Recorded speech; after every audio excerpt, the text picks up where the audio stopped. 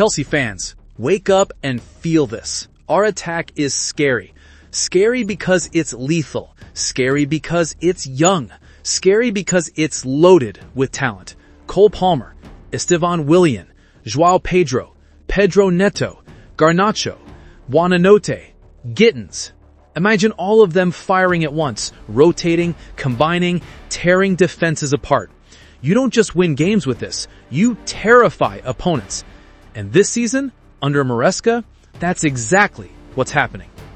Let's start with Cole Palmer, because he's the heartbeat of this attack. The kid came from Brighton and exploded. In 2024-25, Palmer had 15 Premier League goals and 8 assists in 37 matches.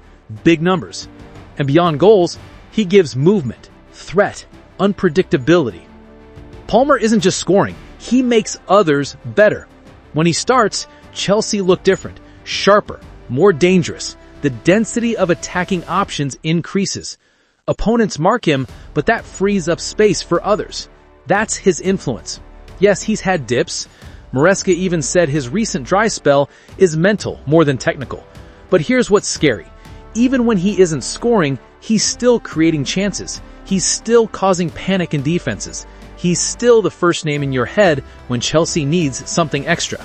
That kind of consistency and threat, rare. And the best bit? When he's fit, Palmer can carry you through tight moments. Next up is Estevao Willian, the Brazilian prodigy.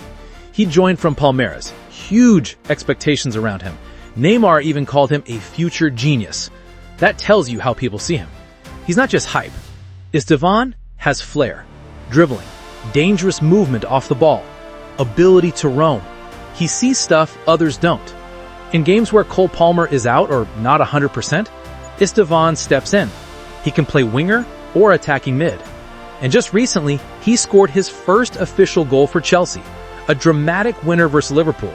That goal didn't just get the 3 points. It sent a message. Estevao Willian is here, and he makes big moments. What's scary is his age, still so young, raw, but already showing composure. The style, the audacity, that can't tell me nothing energy, even though he's just getting started. Then we've got Joao Pedro. He's arrived with expectations, and so far he's meeting many of them.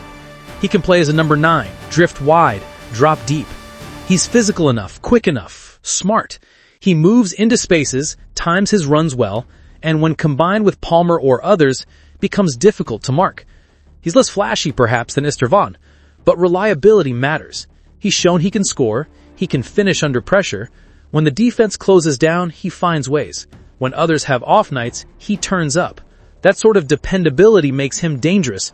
You know, every time he plays, there's a chance he'll score or create. Pedro Neto brings something different.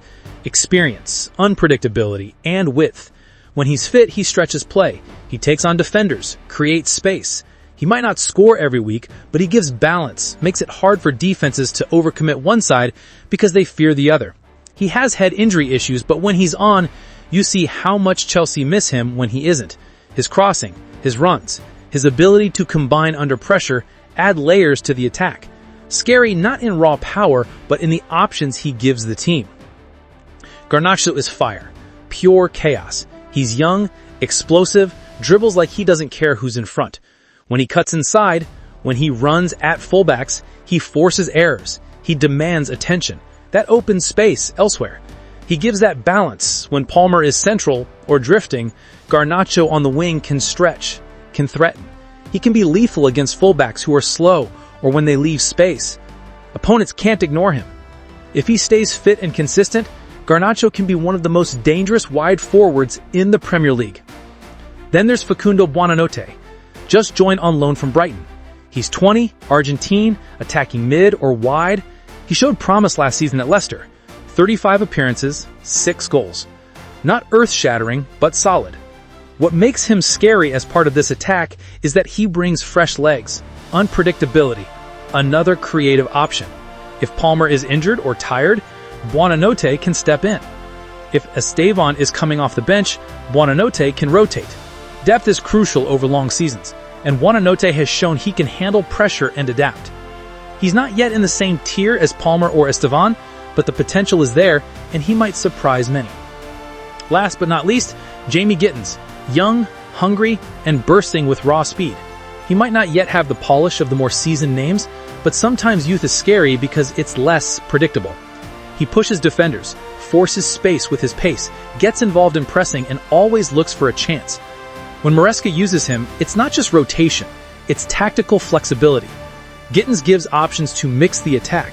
Start him one game, use him off the bench in another, and he keeps defenses unsure. Now imagine all of these together. You build a front line that's dynamic. Palmer pulling strings in central attacking areas, dropping or drifting to open space. Estevao moving with flair, roaming as a winger or attacking mid.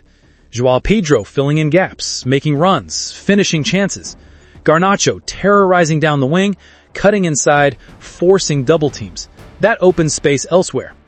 He gives that balance. When Palmer is central or drifting, Garnacho on the wing can stretch, can threaten. He can be lethal against fullbacks who are slow or when they leave space. Opponents can't ignore him. Now imagine all of these together. You build a front line that's dynamic.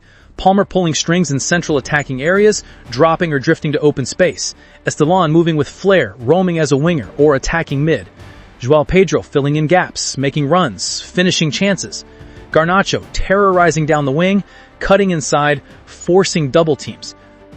When Palmer is out or needs rest, combo with Estevao and Buonanotte keeps the threat real. When defenses focus on Palmer or Garnacho, Pedro or Neto exploit the wide spaces. The unpredictability becomes the strength. Chelsea won't be Cole Palmer or bust. Defenses can't settle.